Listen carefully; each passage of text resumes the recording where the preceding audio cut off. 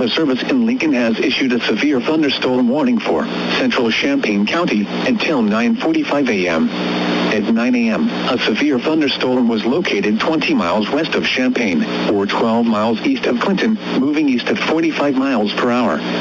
This is a destructive storm for Champaign and Urbana. Expected hazards include 90 miles per hour wind gusts and ping-pong ball-size hail. This is a radar-indicated threat. The following impacts are expected. You are in a life-threatening situation. Flying debris may be deadly to those caught without shelter. Mobile homes will be heavily damaged or destroyed. Homes and businesses will have substantial roof and window damage. Expect extensive tree damage and power outages.